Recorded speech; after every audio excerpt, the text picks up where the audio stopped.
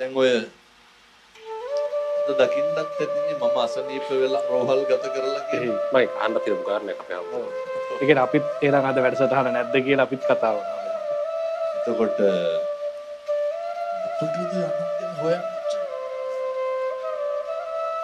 මොකටද බීතිය ඇති කරවන්නේ? හෙට ධර්ම දේශනා තියෙන පිළිතුරු ඊට වඩා බය වෙලා. මේ ජීවිතේ වැඩිපුරම දැන් අර සමාජ මාධ්‍ය ගැන සාකච්ඡා කරනවානේ හරියටනේ. ඕකේ වැඩිපුරම කරන්නේ මොකක්ද? something බලින්නේ. මේක වේදිකාවක් කරගන්නව අනේක විවේචනය කරන්නනේ. ක්වොලිටි එකක් තියෙන මිනිස්සෙකුට එහෙම කරන්න බෑ. මම ඔතනට පොඩි දෙයක් අහන්න අපේ හැමදෙරුවෝ. සමාජ මාධ්‍ය කියන තැනට ආපු නිසා පහුගිය කාලේ පුරා සමාජ මාධ්‍ය දැක්කට පස්සේ ඔබ වහන්සේට ආපු දේවල් බොහෝමයක් තිබුණා. අද දවසේ සිද්ධ වෙච්ච සිදුවීමත් ඒ අතර තව එකක්. සාමාන්‍ය කෙනෙක්ට ඔබ වහන්සේ ඔක දරා ගැනීම. ඔබ වහන්සේ මේ ධර්ම කාරණා ටික දන්නවා ඒ සියල්ල දන්න නිසා ඔබ වහන්සේ ඔක බොහෝම අපූර්වවට දරා ගැනීම ප්‍රශ්නයක් කරගන්න නැතුව. හැබැයි සාමාන්‍ය ධර්ම කෙනෙක්ට ඔය වගේ සමාජයේ විශාල රැල්ලක් හැදිලා ආවොත් ඔක දරා ගන්න ටිකක් අමාරු වෙනවා. ඒ වගේ වෙලාවක අපි කොහොමද අපේ මනස මෙහෙවගන්නේ? බොහොම හොඳයි සහ අපූර්වයි. මට කියපින්ද එක කියලාම ඉන්නවා. පුදුම විදිහටනේ අවලාද නගනවා, දොස් පරොස් කියනවා, විවේචනය කරනවා. අර එක මිනිස්සෙක් ගමනක් යනකොට දමලා මම මේ සියලු දෙනාටම කියන්නේ සැලෙන්න නම් එපා.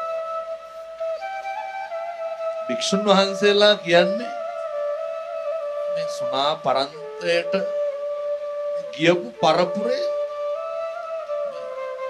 උදවියනේ ඊට වඩා කොහෙ දිවසන්න පුරුදු කරේ.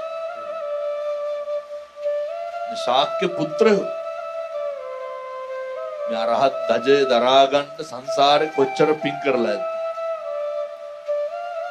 කවුරු හරි අපි යනකොට අපි හිතමුකෝ ඔය මොකකින් හරි දමලා ගැහුවා කියලා.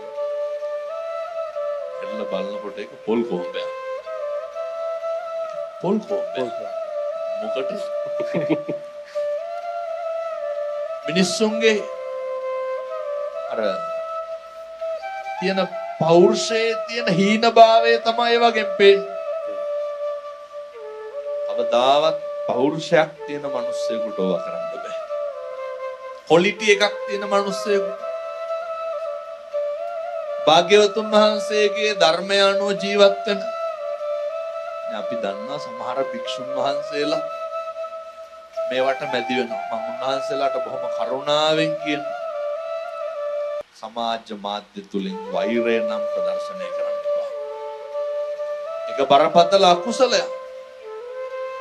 මේ බුදුහාමුදුරු ඉගැන්වුවේ අහලත් ඇති අක්කොච්චි මං අවදි මං අජිනි මං අබාසි යහාසි අසවලා මට බැන්න ගැහුවා පහර දුන්නා. බුදුහාමුදුරු මොකක්ද ඉගැන්වුවේ? අවදාවත් වෛර කරන්න යන්න එපා. ගහන්න පහර දෙන්න වෛරය උත්පාදනය කරන්න සුදුසු ආත්මයක් තමයි මනුෂ්‍ය ආත්ම භාවය.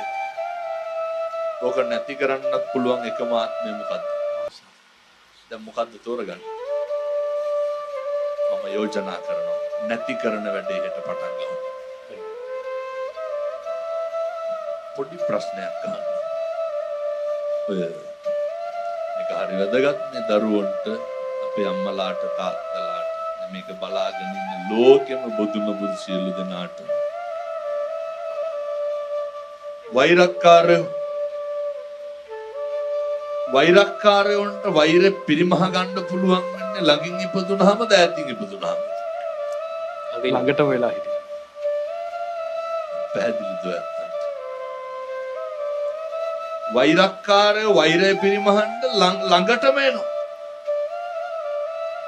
ඒක සමහර විට කසාද වෙන්න නැද්ද? එහෙම සම්බන්ධතාවය වෙන්නත් අපූර්වට. එතකොට අර සමහර දෙමව්පියෝ කියනවා නේද දරුවන්ට මම කියන විදිහටම කියන්නේ. ඔය කියන්නේ නැද්ද තොපි අපේ හතුරුද කොහෙද කියලා. මේ හතුරු එන්න පුළුවන්. දැන් අපි කරන්න ඕන අපි දැන් හොඳටම දන්නවා අපිට අවලාද නගන්න නින්දා කරන්න මේ පෙර සංසාරේ අපේ වෛරක්කාරය. එතකොට වැඩිපුරම අපිට අපි රිද්දලා තියෙන අපේ ළඟින් හිටු මිනිස්සු ඈතින් හිටු මිනිස්සු. අදටත් රිද්දන්නේ කවුද? ඔය දැන් ළඟ ඉන්න සේරම හතුරු වෛරක්කාරයෝ නෙමෙයි හොඳ. රිද්දනවා කියලා කියන්නේම ළඟ ඉන්න කෙනා අපිව රිද්දන්න අපිට ඇති වෙන්නේ ඒ කෙනා ගැන වෛරයක්ද මෛත්‍රියක්ද? සාමාන්‍ය හිතකට වෛරයක් ඇති. සාමාන්‍ය හිතකට භාග්‍යවතුන් වහන්සේ පැහැදිලි කරන්නේ සබ්බේ පුතුජන උම්මත්තකා සියලු පෘථග්ජනයෝ උමතුවෙන් ඉන්නේ. එතකොට ඒ උම්මතු මේ පෘථග්ජන අපිට මේක දරා ගන්න බෑ. අපේ හිතේ නිතැතින් වෛරය ඇති වෙන්නේ.